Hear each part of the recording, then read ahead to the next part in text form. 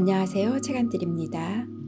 오늘 들려드릴 작품은 김지수님의 누가 강으로 떠났는가입니다. 이 작품은 한마디 말도 없이 스스로 생을 마감한 남편에 대하여 원망과 배신감을 느낀 아내가 사랑하는 방법에 서툴러 그러한 선택을 할 수밖에 없었던 남편을 이해함으로 사랑의 고통을 치유하는 내용입니다. 그럼 작품 속으로 들어가 보도록 하시겠습니다. 편안한 시간 되세요. 누가 강으로 떠났는가? 김지수. 그녀는 아침 일찍 집을 나섰다. 이슬이 아직도 촉촉한 초원을 씩씩한 걸음걸이로 가로질러 강으로 나갔다. 그리고 주머니에 돌멩이들을 가득 집어넣고 강물로 들어갔다. 시신은 2주 후에 발견되었다. 그 여자에 대한 마지막 기록이다. 맨발이 서늘한 어느 가을날 잡초조차 성근 황량한 벌판에 고독한 늑대를 연상시키는 이름을 가진 그 여자는 주머니에 돌덩이를 가득 집어넣고 스스로 강으로 걸어 들어갔다. 버지니아 울프, 그녀의 나이 60이라고 하였다. 유년의 여린 영혼과 육신에 가해진 상처로 평생을 힘겹게 견디어 왔다고는 하지만 야성을 상실한 시든 나이의 허탈감이 새삼 제 주머니 속에 가득 쑤셔 넣은 돌덩이들보다 더 무겁고 버거웠던 것일까. 그 여자는. 모텔은 바닷가 초입에 있었다. 마을과는 외따로 떨어진 모텔방의 작은 창에서 내다보면 바다가 보였다. 덤불숲이 듬성한 얕은 둔덕을 지나 질펀한 갯벌을 사이에 두고 마치 오래 고여있는 강물처럼 낡은 풍경화 같은 표정으로 고즈넉이 펼쳐져 있다.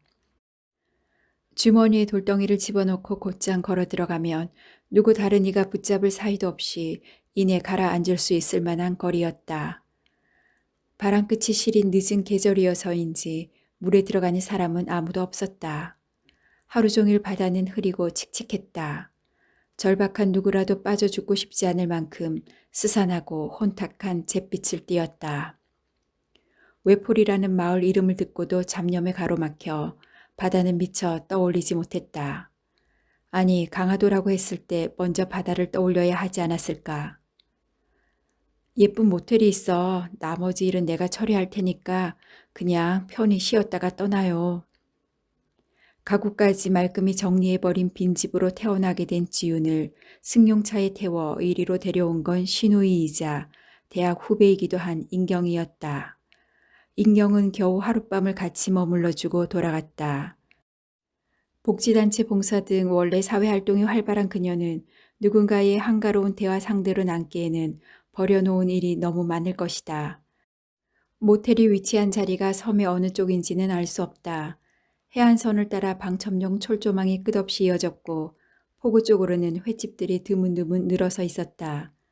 무슨 회관이니 어느 매스컴에서 추천한 맛집이니 하는 요란스런 간판들이 번들이한 횟집들은 저녁이나 주말을 제외하고는 대부분 한산했다.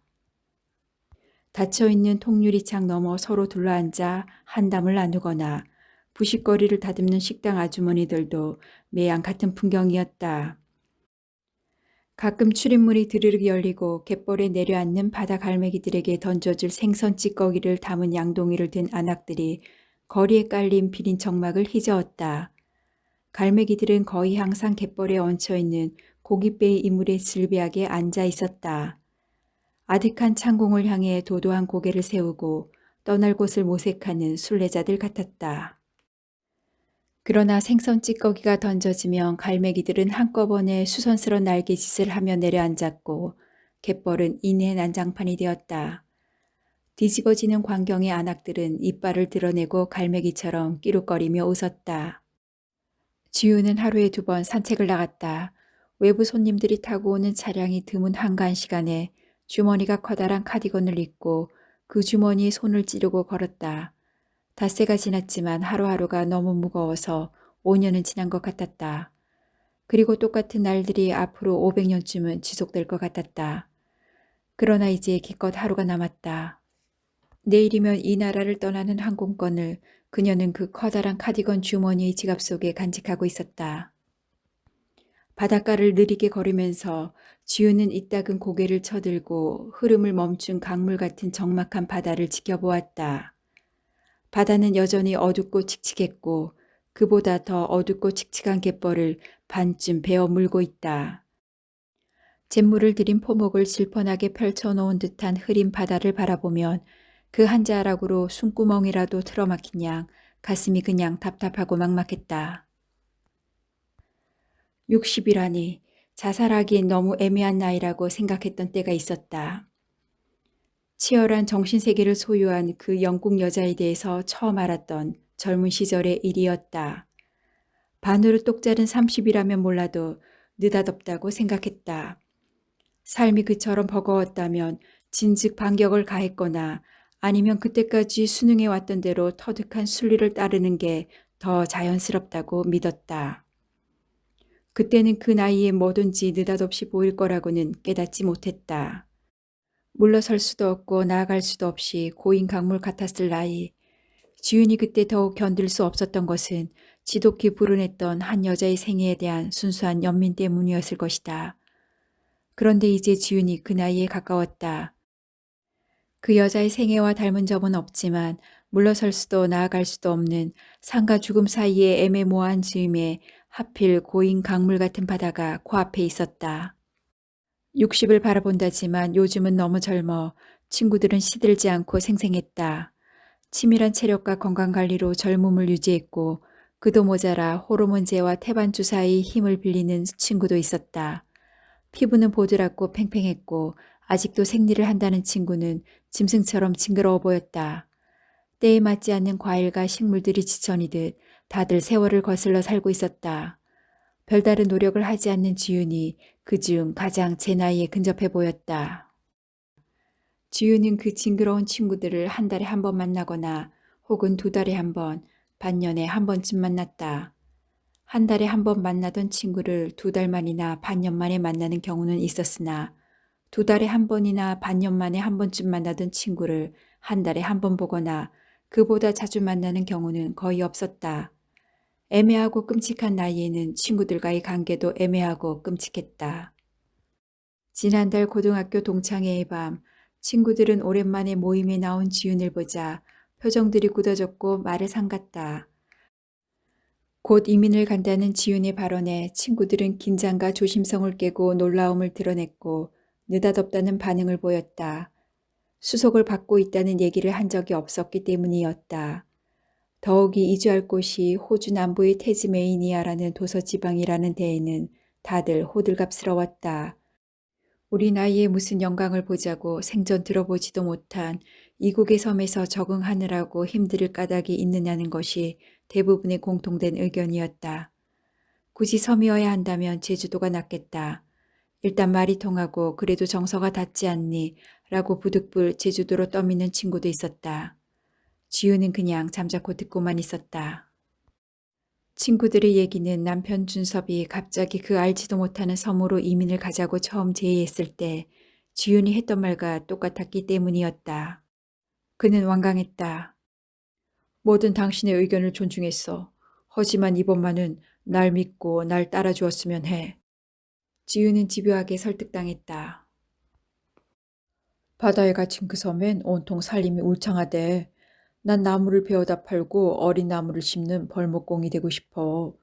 그렇게 숲에서 해가 뜨고 숲에서 해가 지는 것을 보겠어. 가끔은 바다로 나가자. 옷을 모두 벗고 원시인처럼 햇살을 누리다가 질리면 다시 숲으로 숨는 거야. 그렇게 오래오래 살다 죽으면 숲의 거름이 되자. 내가 나무가 되고 당신이 나무가 되고 우린 그곳에서 영생하는 거야. 갑자기 이민을 서두르는 게 다소 미심쩍기는 했지만 타고난 일벌레처럼 평생 업무에 충실히 종사해온 준섭에게 그런 소박하고 낭만적인 열망이 있었다는 것을 지우는 너무 늦게 알았고 너무 늦게 한 만큼 오히려 쉽게 순응했다. 공직 퇴임 후 스카우트 되었던 기업에서의 마지막 임기를 앞두고 준섭은 빠르게 일을 진행시켰고 때마침 호주 이민성의 시한부로 발급하던 은퇴 이민 비자를 곧 손에 넣었다. 그리고 사건이 터졌었다. 등대가 있는 방파제의 끝까지 걸어간 지우는 잠시 그대로 서 있었다. 또 하루가 흐르고 저녁이 오고 있다는 기미로 수평선 끝자락이 자욱해졌다.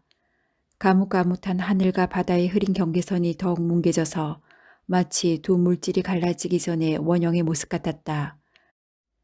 지우는 점차 밀물이 드는 너른 갯벌을 막연히 바라보았다. 이 잿빛 갯벌을 딛고 한없이 걸어가면 저 수평선 끝에 시원에 닿을까. 주머니에 바윗돌을 얼마나 채워 넣어야 그 무한한 태초에다 이 야만적이고 원시적인 생의 고통을 위로받을 수 있을까. 눈앞이 흐려지더니 어지럼증이 치밀었다. 끊임없이 멀미를 일으키는 이 잿빛 날씨 탓일 것이다. 이곳에 와서는 더욱이 쾌청한 날이 하루도 없었던 것 같았다. 정말 그랬는지 지훈만이 그저 그렇게 느끼고 있었던지는 모르겠다. 아줌마, 저녁 드세요. 양갈래로 머리를 따은 작은 소녀가 둔덕이 서서 손나팔을 하고 그녀를 불렀다. 신우이 인경이 붙여준 모텔의 소녀아이는 제 임무에 아주 충실했다. 인경이 무엇라고 구슬 넣는지는 몰라도 제법 생각 깊은 보호자처럼 지훈을 챙겼다. 모텔에서는 6시 반부터 8시까지가 저녁 식사 시간이었는데 소녀는 7시까지 지훈이 식당으로 내려오지 않으면 아주 안달을 하였다. 지훈이 뒤돌아서서 천천히 걸어오는 것을 보자 소녀는 금세 보이지 않았다. 모텔의 모퉁이를 돌아서니 뒤뜰 쪽에서 말린 빨래를 한아름 아는 소녀가 뒤뚱거리며 걸어 나왔다. 관리인 할머니와 함께 허드렛 일을 도맡는 소녀는 민첩하고 부침성이 좋았다. 손님들이 두고 가는 신문이나 책을 틈틈이 읽고 있는 모습도 보기에 좋았다. 지훈이 자식을 낳았다면 이만한 나이에 늦둥이를 보게 되었을지도 몰랐다. 그러나 지훈은 아이를 낳지 못했다. 신혼 때 자연유산을 2번 하고는 아이가 들어서지 않았다. 친정어머니가 답답한 김에 사주를 보고 와서는 한숨을 푹푹 내쉬었다. 이를 어쩌니 너나 김서방이나 둘 다 아주 고독할 팔자라는구나. 지훈은 웃었다. 둘 다라면 됐네요. 뭘 둘이 같이 놀면 되지. 정말로 그럴 거라고 생각했지만 지훈은 남편에게는 말하지 않았다. 고독주의보를 미리 발효할 필요는 없을 것 같아서였다. 그 대신 지훈은 정말로 그와 아주 열심히 같이 놀았다. 일찍 퇴근해 오면 함께 산책을 나갔고 맛있는 집을 찾아다녔으며 주말이면 나란히 등산을 다녔다. 지기가 낮았을 때에는 낮은 대로 높아졌을 때에는 높아진 대로 준섭은 늘 경무에 시달렸으므로 여유가 많았던 건 아니었다. 그러나 틈틈이 시간을 내어 미술관과 박물관을 다녔고 오페라를 감상했다. 독일에서 3년간 해외 근무를 했을 때가 가장 여유로웠다. 그 나라는 국민건강보호 차원에서 업무 시간을 엄격히 지키게 하는 국가정책을 시행하고 있었으므로 오후 5시가 되면 칼퇴근을 했다. 업무가 밀려 커튼으로 불빛을 가리고 야근을 하면 곧장 경찰이 들이닥치는 바람에 근무 시간을 엄수할 수밖에 없다고 하였다. 삶의 질을 배려한 참 행복한 규칙이었다. 도시 주변의 고성과 공원을 찾아다녔고 주말마다 번갈아 차를 몰고 유럽의 곳곳을 여행했다. 휴가를 몰아서 북구 노르웨이의 피요르드에서 남단 스페인의 바르셀로나까지 훑어 내려가기도 했다. 해마다 봄에는 꽃 구경을 갔고 가을에는 단풍을 보러 다녔다. 여름에는 수영을 다녔고 겨울에는 스키를 탔다. 한 번도 질리지 않았고 한 번도 무료했던 적이 없었다. 비가 오거나 눈이 많이 와서 길이 막힐 때에는 거실의 작은 벽난로에 불을 지피고 마주 앉아 책을 읽었다. 눈이 침침해지면 방금 읽은 글이나 떠오른 생각 혹은 지난 일과 앞으로의 일들을 이야기 나누느라 밤을 꼬박 지새우는 일도 있었다. 둘 다 취미가 같았고 취향이 비슷했다. 아니 처음부터 비슷하지는 않았을지 모른다. 그러나 오랫동안 줄곧 같은 음식을 먹고 같은 침실을 쓰며 같은 것을 보고 듣고 느끼며 겪어가는 동안 서로의 취향과 고집이 모가 닳고 융화되어 갔을 것이다. 혈육같이 금실 좋은 부부라고 남들이 불러주는 일이 오히려 이상했다. 당연하고 마땅한 일을 공연히 과장하고 시세움하는 사람들도 보였다. 그때는. 요즘엔 볕이 짧아서 빨리 걷어야 해요. 해가 지면 금방 눅눅해지거든요. 이를 서두르느라 볼이 빨갛게 단 소녀가 양팔에 껴안은 마른 빨래 틈 사이로 작은 고개를 내밀고 지윤을 향해 어른처럼 말했다. 키가 작고 통통한 편이어서 나이보다 더 어려 보이는 이 어린 처녀는 아주 살림꾼이었다. 지금까지 지켜본 걸로는 곧바로 시집을 보낸데도 얼추 살림을 해낼 것 같았다. 식당에는 손님이 없었다. 주말이 아니면 투숙객이 드물었다. 지우는 1인분의 밥상이 차려진 코너 쪽 식탁에 앉았다. 앞치마를 두르고 물일을 하던 주방 아주머니가 투덕투덕 걸어나와 보온 소태에서 꺼낸 스텐레이스 밥공기를 상위에 올려놓고 갔다. 가끔 더 잽싸지 않다며 소녀에게 면박을 주는 이 아주머니는 늘 퉁명스럽고 뜨악한 표정이었다. 손님에게는 아는 척하는 법이 없어서 지우는 오히려 편했다. 식탁에는 고등어 조림 한 토막과 파래 무침, 오징어 젓갈과 계란말이, 김과 배추김치의 기본 찬에 두부를 넣은 된장찌개가 올려져 있었다. 이런 한식 상차림을 며칠 후부터는 이국에서 그리워하게 될지도 모른다. 그러나 지금은 아니었다. 숟가락을 들고 젓가락질을 하며 음식을 씹는 일이 언제부터인지 지난한 고행 같았다. 그동안 지우는 볼이 훌쩍해져 강대뼈가 도드라졌고 치마 허리가 헐렁했다. 어깨가 저절로 늘어졌고 걷는 일은 마치 허방을 딛는 듯 땅에 닿는 감각이 무뎠다. 눈앞이 자주 흐려졌고 귀에는 이명이 들렸다. 의식은 예리하게 열려 있었으나 몸은 느리고 둔했다. 이렇게 점차 날이 가고 달이 차서 숨을 쉬는 일조차 거두어졌으면 차라리 낫겠다. 기운이 빠져나갈수록 제 살이라도 뵐 듯 더욱 날카로워지는 자의식으로 지우는 진정 그렇게 소망했다. 남편도 그랬을까? 그 일이 터지기 직전 많은 날들을 식탁머리에 앉아 엉뚱한 빈젓가락질을 해대던 남편의 생각이 났다. 업무 때문에 수면이 부족해서 입맛이 없는 것 같다는 그에게 병원에 가서 건강검진을 받아보라는 권유를 했을 뿐 지우는 그때까지도 어떤 예측도 하지 못했다. 물 드려요? 어느새 바짝 다가온 소녀가 보리차 같은 물컵을 내밀며 생긋 웃었다. 젓가락을 깨작거리며 잡념에 빠져있던 지윤이 얼른 컵을 받아들었다. 갈증이 났던가 물 한 컵을 순식간에 비웠다. 소녀가 이번에는 아예 주전자를 들고 와서 컵을 채웠다. 저요. 조금 전에 분당 아줌마한테서 전화 왔어요. 이따 다시 전화하신댔어요. 뭔가 나름대로 기묘한 말을 하기 전에는 늘 저요 하고 주의를 환기시키는 버릇이 있는 소녀가 방긋거리며 말했다. 이 나이에는 내게도 세상이 아주 단순했을까? 웃을 일이 더 많았을까? 그랬을 것이다. 이 나이에는 세상이 온통 가능성으로 가득 차 있었고 가족이 아닌 타인을 절실하게 사랑하기 시작한 것도 이 나이였을 것이다.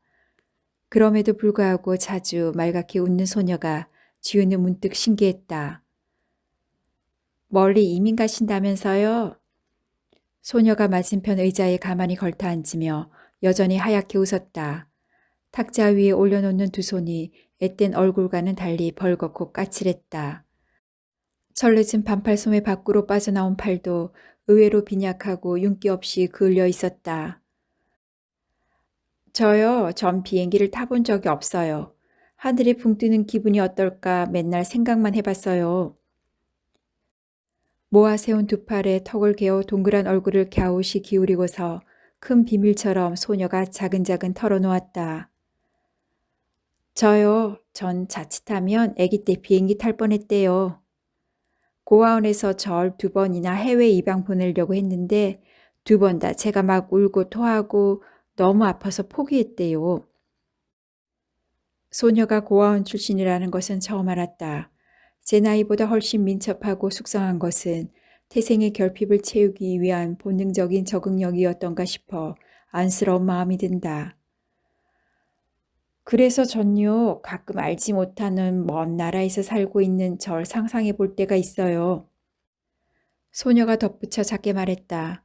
잠시 미소가 사라진 표정이 훨씬 철들고 어른스러워 보였다. 어느 쪽이 더 나을 것 같니? 지훈이 숟가락을 놓으며 스스로도 실없다 싶은 질문을 던졌다. 잘 모르겠어요. 소녀가 입술 끝을 치올리고 방긋거리며 고개를 살풋 젓는데 주방 쪽에서 거친 목소리가 터져나왔다. 이년아, 손님 다 들었으면 빨리 치우지 않고선. 못마땅하게 혀차는 소리가 요란했다. 알았어요. 얼른 치울게요. 소녀가 발딱 자리에서 일어나며 크게 대답하고는 주윤에게 고개를 약간 기울이고 조그맣게 대답했다. 저요, 전 잘 모르지만 어디서 사는가가 중요한 게 아니고요. 어떻게 사는가가 더 중요한 것 같아요. 물컵을 들다 말고 지우는 서둘러 그릇을 쓸어 담는 소녀를 다시 한번 쳐다보았다.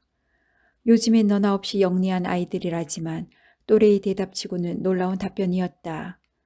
벌써 삶의 본질을 깨뚫고 있다는 건가? 사실 세상은 아이들의 시각처럼 매우 단순 명쾌할지도 몰랐다. 실마리도 찾지 못하게 너무 많이 뒤엎고 헝클어뜨려 놓은 건 어른들일 것이었다. 언제 내게 비행기를 태워줄 기회가 있었으면 좋겠다. 그런 부질없는 약속을 하지 않은 것은 다행이었다. 제때 수습하지 못해서 망치는 건 말린 빨래뿐만은 아닐 것이다. 헛된 기대를 키우다가 불현듯 뒤통수를 맞는 일은 지훈 자신에게만 일어났어야 했다. 식당을 나온 지훈은 내부와 연결된 계단을 천천히 걸어 올라갔다. 출입구 앞에 5인승의 소형 엘리베이터가 있었지만 지훈은 한 번도 이용하지 않았다. 사방의 벽면에 갇히면 숨이 탁 막혀왔다. 모텔은 지하층에 노래방을 갖춘 6층 건물이었고 지훈의 방은 5층에 있었다. 현관문을 열면 유리창을 통해 곧바로 바다가 바라보였다. 처음에는 창문이 별로 크지 않은 게 답답했다. 밤이 되자 불을 끄면 바다가 밀려 들어왔다. 검고 질척하고 음울하게 소용돌이치는 바다였다. 창이 그만한 게 다행이었다. 방으로 들어서자마자 전화벨이 울렸다. 올케가 일찍 핸드폰을 반납해 버리니까 내가 불편해 죽겠네. 수화기를 들자 인경의 걱정스런 목소리가 연달아 쏟아졌다.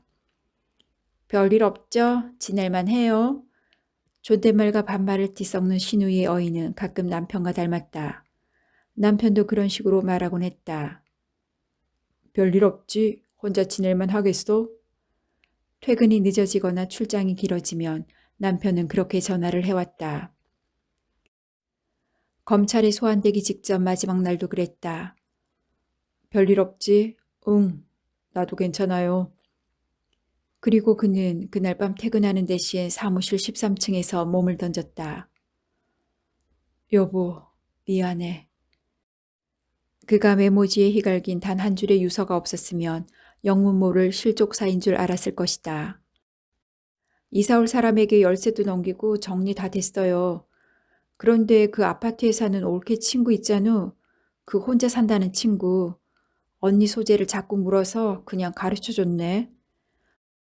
떠나는 걸 몰랐다고 말 한마디도 안 하고 가버린 건 배신 때린 거라면서 많이 섭섭해 하더라고요. 지우는 그대로 듣기만 했다. 말도 안 하고 가버렸다. 배신이라는 낱말이 느닷없이 정수리를 쪼개고 등골을 후리쳤다. 이 나이에 그 통속적인 용어가 이처럼 절실하게 사무칠 줄 몰랐다. 남편이 그랬다. 말도 없이 그녀의 정수리를 후려치고 훌쩍 그녀를 떠나버렸다. 슬프다기보다 기가 막히고 어이가 없었다. 장례식장에서는 눈물도 나오지 않았다. 나는 어떡하라고, 이제 어떡하라고. 이웃한 또 다른 영안실에서 통곡하는 어느 부인의 울부짖음이 텅 빈 머릿속을 휘젓는 먼 메아리 같았다. 국장으로 퇴임 직전 남편은 이름 있는 탄탄한 중견기업의 재무담당 임원으로 영입되어 갔다. 아직 50 중반이었고 3년간만 도와달라는 회사 오너의 간청이 워낙 절절했다.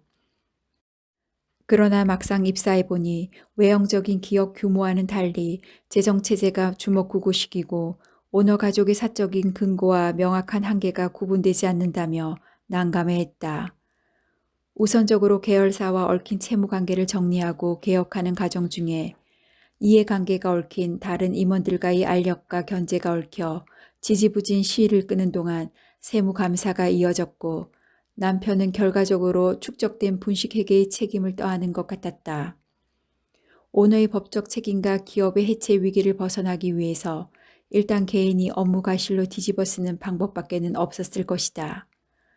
그렇게 비정상적으로 조성되었던 비자금이 불법 정치자금과도 연계되어 정보기관에 불려다녔다는 것은 나중에 알았다. 그렇더라도 남편이 한 번이라도 구체적인 사태의 전말과 대책을 의논했더라면 지우는 차라리 그 같은 극단적인 선택을 납득하고 용서할 수도 있었을지 모른다. 그러나 남편은 검찰의 소환 통고를 받은 것까지 지훈에게 알리지 않을 정도로 전혀 고통의 흔적을 드러내지 않았다. 지훈이 지켜본 것은 서둘러 이주 작업을 추진하는 남편의 모습뿐이었다. 불미스러운 사건에 연루된 사회 지도층의 잇따른 자살이 문제화된 것은 그 직후였다. 수화기 건너편에서 들려오는 신우이의 목소리를 반은 귓결로 흘리며 지훈은 그저 덤덤하게 앉아 있었다. 그런 그녀는 발치에 덩그마니 자리 잡고 있는 크고 작은 가방들의 하나 같았다. 비죽이 열린 이민 가방의 지퍼 사이로 네모난 흰 상자가 보였다. 남편의 유골함이었다. 그 함을 처음 건네받았을 때의 솟구치던 울분이 떠올랐다.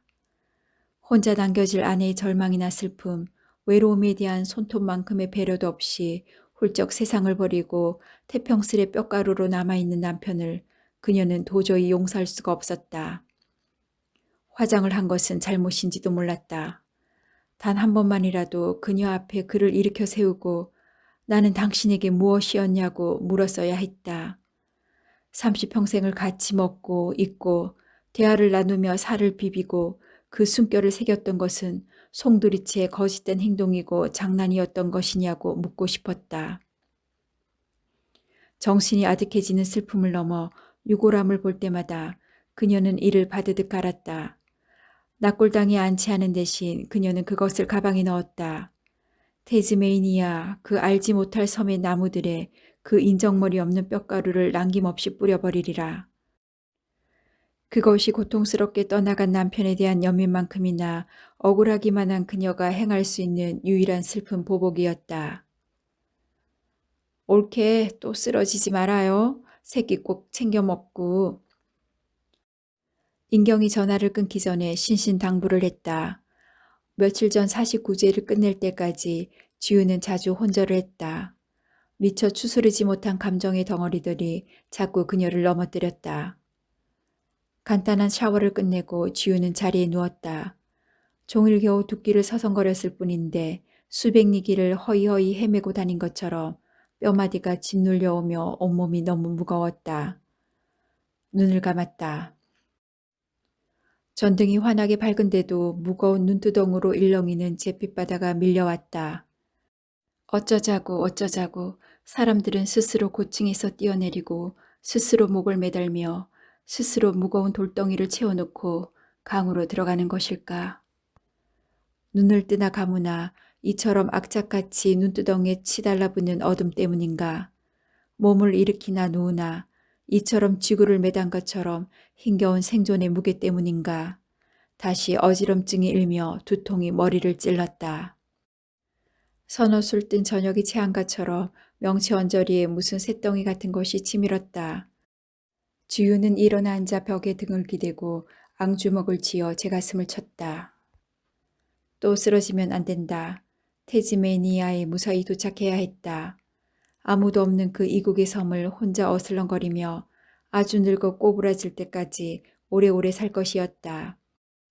외로움을 먹고 외로움을 마시며 외로움을 두르고 소금에 절어지듯 외로움에 절어 그렇게 오래도록 살다가 마침내 어느 음습한 산골짜기에 다친 새처럼 꼬부라져 흩날리는 바람에 사가가리라. 날마다 외로움에 울부짖으며 그녀를 그런 식으로 홀로 내팽개친 남자에게 이를 갈고 저주하면서 나머지 삶을 처절하게 견디어내야 할 것이었다. 설피 잠이 들었던가 갑자기 요란스런 전화벨이 환청처럼 지훈이 귀청을 때렸다. 오직 그 날카로운 소음을 끊을 목적으로 지훈이 서둘러 더듬더듬 수화기를 찾아들었다. 올라가도 되겠지? 잔물결이 일듯 나지막한 목소리가 통고했다. 응. 무심결에 대답해놓고 지훈은 아직 흐릿한 의식을 가누지 못하고 이내 끊겨버린 수화기를 내려다보았다. 목소리는 익숙한데 딱히 떠오르는 인물이 없었다. 한참 만에 벨이 다시 울렸다. 그냥 네가 내려와라. 밖이 너무 예뻐. 같은 아파트 단지에 살던 시내의 목소리였다. 인경에게 소재를 채근하더라니 기어코 쫓아왔나 보았다. 지우는 주섬주섬 카디건을 찾아 걸치고 계단을 내려갔다. 그새 밤이 많이 깊었는지 계단벽 모서리의 창마다 시름 같은 어둠이 한아름씩 고여 있었다. 수평선 저만큼 홀로 잘못 걸린 수은등처럼 매달려 있는 건 늦게 떠오른 달인가 보았다. 기다란 쇼를 두른 시내는 현관앞 모서리에 바다를 향해 등을 보이고 앉아 있었다. 시내는 벌써 몇 년 전에 남편을 잃었다. 지병으로 오랫동안 병수발을 했기에 지긋지긋할 만큼 고생을 했다. 그래도 그나마 있던 남편이 가고 나니 여자라는 인류가 남편 있는 여자와 남편 없는 여자, 그렇게 딱 두 종류로 나뉘더라. 허탈하게 말하던 친구였다. 그이에게 사랑한다는 그 흔하디 흔한 말을 한 번도 해준 적이 없는 것이 너무 가슴 아파 라고 털어놓은 것도 이 친구였다. 날마다 소주 한 병과 담배 두 갑씩을 피워댔어. 그래야 겨우겨우 하루해가 지더라 라고 울먹인 것도 이 친구였다. 아무 말 없이 떠나온 것이 그렇지 못했던 결과에 대한 부끄러움 때문임을 알아챈 것일까. 해가 진 밤에 찾아와 준 친구가 지우는 문득 고마웠다. 저기 먼 바다에 예전에 비워낸 빈 소주병이 구겨진 담배갑이 울면서 개워낸 죄책감과 상실감의 덩어리들이 둥둥 떠다니는 것이 보이기라도 하는 것일까? 달 그림자처럼 고요하게 수평선을 향해 드리워져 있는 친구 옆에 나란히 지훈도 무릎을 세우고 앉았다. 달이 너무 예쁘다. 그렇지? 바다 위에 뜬 보름달은 둥글고 넉넉했고 마치 그 때문에 찾아왔다는 듯 시내가 달빛처럼 푸르게 웃으며 지훈을 바라보았다. 지훈은 점점 순도가 높아져 마치 찰랑찰랑 소리가 날 것 같은 투명한 달빛에 몸을 적시고 있는 보름달 같은 친구를 향해 말없이 미소 지었다. 준섭 씨 일은 너무 안타까워. 시내가 나지막이 말했다. 내가 아는 것보다 훨씬 많이 너희를 시샘했던 것도 미안해. 시내가 정말 미안한 듯 작게 말했다. 너도 알지? 나 옛날에 준섭 씨 많이 좋아했던 거. 넌 그때 형민 씨랑 연애 중이었을 때였고 나 역시 일방적인 플라토닉 러브였으니까 오해하지 말고. 시내가 호로로 웃었다. 달빛과 함께 듣는 지나간 이름들은 더욱 쓸쓸하고 적막했다. 남편 준섭의 이름도 그랬지만 오랜만에 되새기는 형민의 이름이 한참 서먹했다. 형민은 지훈의 첫사랑이었고 형민이 입대하는 훈련소에 따라갔다가 돌아오는 버스에서 옆좌석에 탄 승객이 준섭이었다. 너무 울어서 눈물 범벅이 된 지훈에게 처음 보는 그 남자, 준섭이 한 말을 지훈은 아직도 기억했다. 이거 알아요? 많이 슬퍼하는 여자일수록 빨리 잊는다는 것. 왜냐하면 제 외로움이 무서워서 슬픈 거고 그 외로움을 이기려고 금방 새로운 연애를 시작하거든요. 지우는 화를 냈으나 더 많은 시간들을 지난 후 정말로 새롭게 다가온 그로 인해 예전의 기억들을 슬그머니 묻었다. 형민 씨는 남태평양 어느 섬에서 혼자 산다던데. 형민과 대학 동기인 시내가 지나가는 말처럼 흘리고 지훈도 지나가는 바람처럼 그 말을 흘려들었다. 밤늦은 바닷가는 인적이 끊기고 오밀조밀 상가들이 몰려있는 포구는 아득히 멀어 대기권이 다른 또 다른 행성처럼 보였다. 썰물이 빠져나간 모래톱 가득히 매끄러운 계획보다 더 결이 곱고 보드라운 달빛이 찰랑이듯 넘쳤다. 푸른 물을 휘젓듯이 시내가 갑자기 두 손을 저으며 일어섰다. 허리를 구부려 신발을 양손에 벗어들더니 곧장 갯벌로 내려갔다. 비뚤비뚤 혼자 걸어가는 친구의 휜등 뒤로 교교한 달빛이 살얼음처럼 시렸다. 지훈도 일어나 신발을 벗었다. 맨발에 닿는 갯벌의 감촉이 달빛보다 더 서늘했다. 수은 같은 달빛에 흠씬 몸을 적시며 자박자박 갯벌을 걸었다. 사이가 너무 깊고 맑고 푸르러서 이 순간만은 아무리 헤집어도 개운치 않게 엉킨 마음의 찌꺼기까지 투명하게 씻겨 내려갈 듯했다. 이 가을에는 호소하듯 한풀이하듯 시내가 나지기 노래를 불렀다. 가을의 기도 김현승 씨의 곡을 붙인 가곡이었다. 가을에는 홀로 있게 하소서. 나의 영혼 굽이치는 바다와 백합의 골짜기를 지나 마른 나무 가지 위에 다다른 저 외로운 까마귀 같이. 시내가 문득 두 팔을 가볍게 치올리더니 마침내 마른 나무 가지 위에 다다른 가을 새같이 달빛의 갈래를 휘감으며 고요히 춤을 추기 시작했다. 몸에 두른 쇼를 풀어 살풀이하듯 너울너울 춤을 추었다. 무당처럼 집시처럼 치맛자락이 펼쳐지고 휘날렸다. 휘휘어감은 달빛이 강물이 되고 바다가 되어 지천으로 갈래갈래 흘러넘쳤다. 덩달아 풀려내린 하늘이 엉긴 우무처럼 뒤섞여 흘렀다. 그 푸르디 푸른 달빛 천지에 고독한 육신을 적시며 지훈도 춤을 추기 시작했다.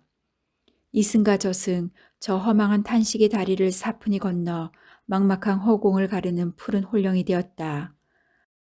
맨발에 닿는 갯벌의 감촉이 너무 멀어 생의 경계가 더욱 아스라했다. 승용차 뒤 트렁크에 가방들이 가득 차 운전석 뒷자리까지 실었다. 추려내고 덜어냈었는데도 크고 작은 가방이 서너 개나 되었다. 가장 간결하게 육신을 유지하는데도 이처럼 허다한 부속물이 따라야 할까. 지우는 세면 도구며 옷가지며 갖가지 사소한 생활용품들이 빼곡히 들어찬 가방들이 어디든 발목에 끌고 다녀야 할 쇠사슬 같다는 생각이 들었다. 포기하지 못한 구차한 일상들이 새삼 번거롭고 부산스러웠다. 아줌마 가서 잘 사셔요. 유일한 한 송객인 소녀가 모텔 앞 현관에 서서 가을볕에 이마를 찌푸리며 웃었다. 너도 잘 살려무나. 조수석에 앉아서 물끄러미 바다를 내다보고 있던 지훈이 엷게 웃으며 손을 흔들어 주었다. 잠시 사라졌던 소녀가 콩콩거리며 계단을 내려오더니 열린 유리창 사이로 노란 조생귤 하나를 수줍게 내밀었다. 아줌마, 이거 가시면서 드세요. 괜찮아, 너나 먹으렴. 지훈이 소녀의 손을 밀어냈으나 귤은 지훈의 치마폭으로 떨어졌고 운전석에 오른 인경이 곧이어 시동을 켰다. 아주 멀리 떠났을지도 모를 제 어린 날을 기억하는 것일까. 입구를 꺾어 큰 길로 빠져나가며 문득 돌아보자 오래오래 그 자리에 서 있는 소녀가 보였다. 언젠가 저 착한 아이에게 비행기를 태워주는 기회를 갖고 싶다. 지우는 진실로 그렇게 소망해 보았다. 참, 두 노인네가 달밤에 퍼포먼스를 벌였다며요? 인경이 엑셀레이터를 밟으며 쿡 웃었다. 뚝길가에 세워진 방천망 사이로 갯벌이 휙휙 지나갔다. 바다는 여전히 잿빛이고 수평선 저 끝에 오래전에 내린 눈덩이같이 흐린 구름이 잔뜩 모여 있었다. 밤새 푸른 달빛을 휘어감고 춤을 추었다는 사실이 타인에게서 전해 듣는 다른 타인의 이야기처럼 아득했다. 그 언니 재밌어. 감성으로 따지면 누가 허접한 50대들인 줄 알겠어? 인경이 사내처럼 하하 웃었다. 밤새 춤을 추던 지훈이 느닷없이 바다로 걸어 들어갔다는 말은 시내가 전하지 않은 듯해 다행스러웠다. 넌 내 남자에게 사랑했단 말 정도 못했던 게 그렇게 가슴 아프니? 난 내 남편이 빌딩 꼭대기에서 시멘트로 떨어지는 그 시각에 영화관에서 코미디를 보며 웃고 있었단 말이야. 그 인간이 내게 최소한의 예의를 갖출 여지도 주지 않았어. 날 이렇게 잔인하게 만들고 자기만 갔다고. 붙잡는 시내에게 지훈이 짐승처럼 울부짖었고 두 여자가 그렇게 물이 밀려드는 갯벌 끝에서 허우적대며 밤새 승강이를 했다는 소리도 하지 않은 모양이었다. 인천은 그리 멀지 않았다. 국도에서 잠시 정체되었을 뿐 승용차는 곧장 공항로로 빠졌다. 작은 물고기처럼 하늘을 나는 비행기도 보였다. 정말 떠나는구나. 지우는 눈을 가느스름하게 뜨고 하늘을 가르는 비행운을 바라보았다. 이 땅을 견디기 힘들어 떠나지만 그 땅인들 견딜만 하랴. 아무것도 장담할 수는 없었다. 다만 저렇게 구름 속으로 스미는 비행물체처럼 가뭇없이 이 고통스러운 땅에서 사라지고 싶었다. 돌덩이를 넣고 강물로 들어갈 수는 없어서 이렇게 떠날 뿐이다. 새로 시작하는 거야. 남편이 말한다. 은퇴 이민 기사가 그의 손에 펼쳐져 있다. 이것 봐. 우리 나이에도 다들 새로 시작하잖아. 희망과 용기를 가져. 당신은 뭐든 시작할 수 있어. 왜 우리가 아니고 당신이라고 했을까? 그때부터 벌써 운명의 기미를 느꼈을까? 지우는 눈을 감는다. 아득한 현기증이 밀려오면서 무언가 떨떠름하고 개운치 않은 느낌이 스물스물 차오른다. 그러고 보면 이 이민 작업은 처음부터 어딘지 미진했다는 느낌이 든다. 이런 얘기 저런 얘기 과장되게 수다를 떠는 듯하던 인경은 공항이 가까워질수록 점점 입이 무거워졌다. 오빠를 이해해줘요. 톨게이트를 통과하느라 속도를 낮추던 인경이 느닷없이 말했다. 뭘? 지훈이 낮은 목소리로 침울하게 되물었다. 그냥. 인경이 입을 다물었다. 지훈도 더 이상 묻지 않았다. 그저 뜻없이 주고받은 말들이 서로에게 납득되지 못하고 승용차 안을 둥둥 떠다녔다. 지훈이 차창문을 조금 내렸다. 날카로운 바람이 찌르듯 날아와 꽂혔다. 오빠를 이해해줘. 오빠를 이해해줘. 속도를 얻은 낱말들이 비수가 되어 가슴을 찔렀다. 숨이 막힐 것 같아 지우는 다시 창문을 올렸다. 여행 성수기여서인지 공항의 주차장은 거의 만차에 가까웠다. 입구 쪽에 겨우 차를 대고 두 여자는 끌고 온 카트에 가방들을 실었다. 공항 건물에도 사람들이 가득하고 탑승 수속을 밟는 대열이 만만치 않았다. 카페에 들러 차 한잔 나눌 여유도 없이 두 사람은 긴 행렬의 끝에 다가붙었다. 이 많은 사람들은 모두 어디로 왜 떠나는 것일까?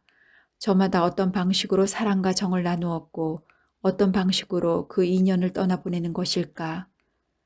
한 손에 여권을 꺼내들고 차례를 기다리며 지우는 공항 내부를 오가는 무수한 사람들의 모습을 막연히 지켜보았다. 초파리나 개와 쥐 같은 짐승이나 곤충도 유전자가 사람의 4분의 3이나 똑같아서 최초의 생성 단계에서는 구분할 수 없다는군. 벽난로 앞에서 준섭이 책을 읽다 말고 말한다. 그러게 우리가 만물의 영장이라고 뻐길 게 없지. 사랑을 주고 받을 줄 모르면서 세포 결합체 상태의 태초와 같은 거야. 생명의 근원이 사랑이지만 결국 살아갈수록 사람의 가장 큰 생존 역시 사랑이라는 걸 느끼게 돼. 애인을 떠나보내고 돌아오는 버스 옆 좌석에서 울먹이는 그녀에게 낯선 그가 다시 말한다. 슬픔을 견뎌내고 이기게 하는 건 새로운 사랑이지요. 혹시.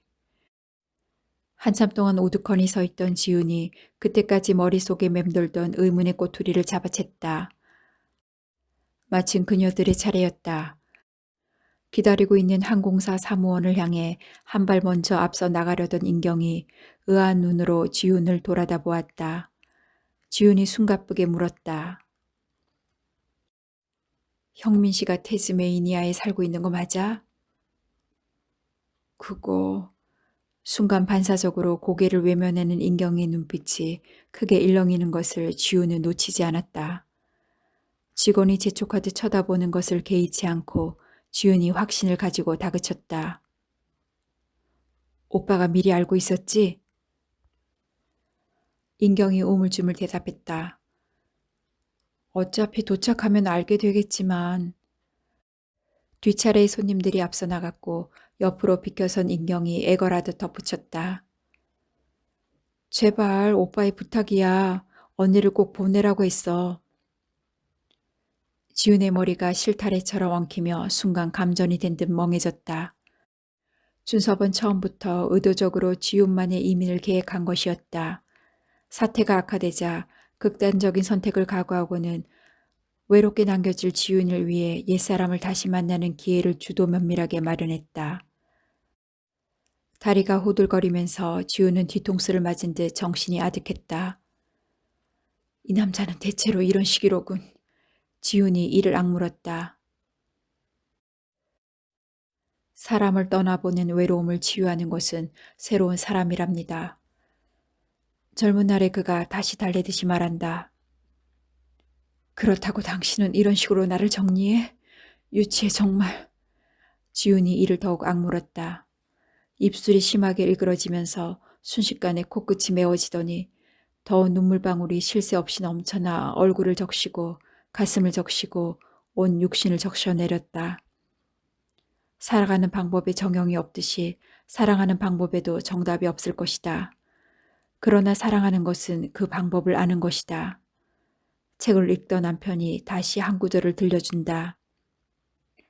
종마에게 찬물을 먹이면 바로 죽어버린다는군.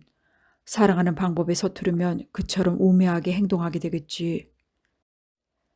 지우는 지금 차가운 얼음물을 동이째로 들이마시는 기분이었다. 이 어리석고 유치한 선택을 하지 않을 수 없었을 그의 고통과 슬픔이 차가운 얼음물이 되어 그녀에게 쏟아 부어졌다. 지우는 진저리를 치며 먼 하늘을 쳐다보았다. 흐려진 시야로 커다란 통유리 너머 흐릿하게 뭉개진 활주로 저 끝에 온 얼굴에 선한 웃음을 바르고 남편이 서 있었다. 어쩌자고 그이는 항상 웃는 얼굴일까. 활짝 웃음을 터뜨리기 전 커다란 미소 같은 그래서 얼핏 막 진한 울음을 터뜨리려는 얼굴로도 보였다. 이제 그만 당신과 화해하고 싶어. 그가 말했다. 나도 정말 힘들었어. 이해해줘. 강파르고 딱딱한 덩어리가 뭉쳐있는 것 같은 가슴의 통증이 조금씩 힘이 잊어가는 것을 지우는 느꼈다. 극진한 사랑이 언제나 옆좌석에 동행하며 지켜보고 있다는 믿음이 어느새 그녀를 포근하고 홀가분하게 감쌌다. 당신 말대로 사랑의 고통을 치유하는 것이 새로운 사랑이라면 난 다시 당신을 새롭게 사랑하기로 하겠어. 지우는 혼자 중얼거리며 그때까지 손에 들고 있던 여권을 카디건 주머니 깊숙이 밀어 넣었다. 문득 동그랗고 부드러운 감촉이 손끝에 잡혔다. 꺼내보니 얼마 전에 소녀가 내밀었던 귤 한 알이다. 샛노란 빛깔이 작은 햇볕의 덩이처럼 환하고 밝았다. 돌덩이를 주머니에 집어넣은 건 19세기 불운한 한 여자로 족할지도 모른다. 그만한 용기라면 캄캄한 어느 땅인들 걸어가지 못하랴 싶었다. 지우는 완강하게 돌아섰다. 우선은 바닷가 모텔의 소녀를 다시 만나고 싶었다. 세상은 어디서 사는 것보다 어떻게 사는가가 더 중요하다는 얘기를 목마르게 다시 듣고 싶었다. 한 손을 주머니에 쑤셔 넣은 채 지우는 마침내 강물보다 더 깊은 세상을 향해 똑바로 나아가기 시작했다.